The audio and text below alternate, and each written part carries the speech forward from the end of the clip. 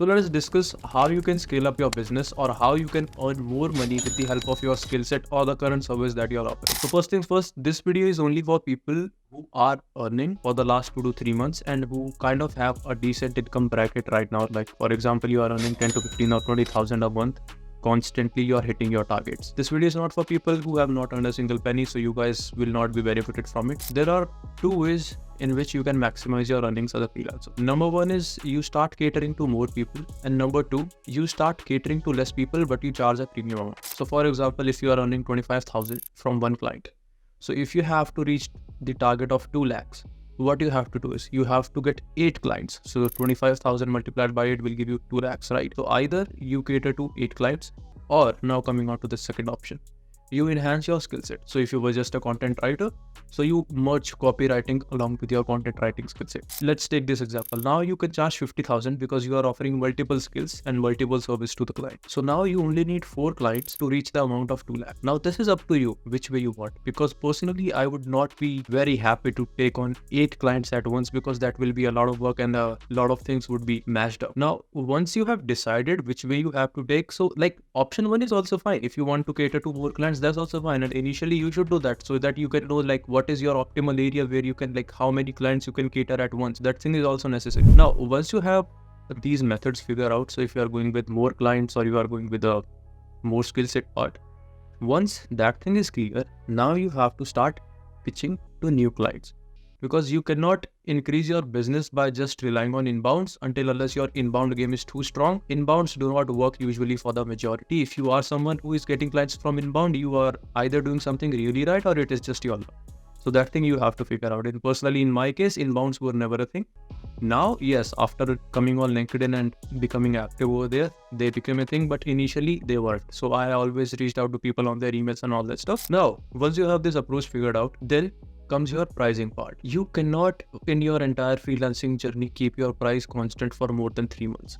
So you have to bump up your prices every 3 to 4 months. Now that is a very sweet spot, because initially this works very good with you and the client, because if you spend 3 to 4 months with a client, they also get the results, you are also getting the money, so both of you are happy. So you will not have any issue in increasing your prices, or paying you more in case you increase your price. Now what happens is, most of the people, what they do is, like if they were charging 25,000 for a service, so they will keep on quoting the same rate to the new clients.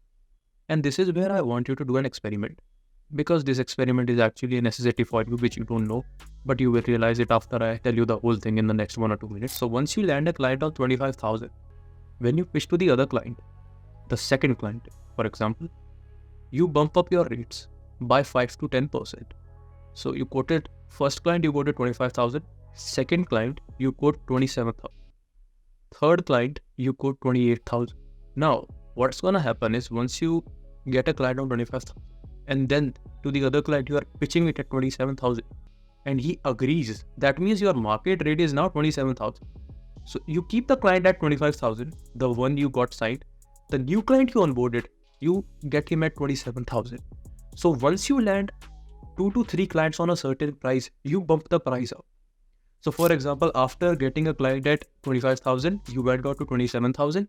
Now you have bumped up your price to 30,000. So when you bumped it up to 30,000, you didn't land a single client. Like there were 3 to 4 potential clients, but they all left you because of the prices. So that simply means that you are still not ready to charge, and the market is not willing to accept the rate of 30,000 for your particular services. So now you have to provide some add-ons. This is how you actually decide your market rate, that what is your current value in the market. But once your market rate becomes stagnant, you have to add and couple more services to increase the prices and earn the same amount of money with less clients. That's pretty much it about the pricing methods and the way you can earn more money. Now let us talk about how your client experience will be throughout the time, and what all you can expect from the client and what you should be ready for. Since you are charging kind of a premium amount, like you quoted one client 25,000, then you quoted 27,000.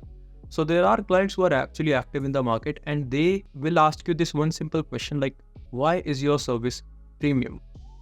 Why are you charging more than the market rate? Like, what is it that you can do which someone else who is charging less can't? And do not expect me to give you an answer.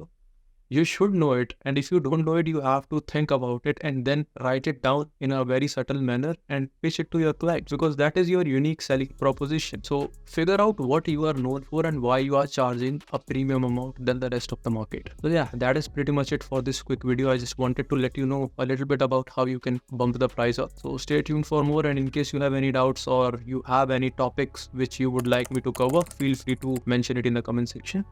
And till then, take care, and I'll see you in the next one.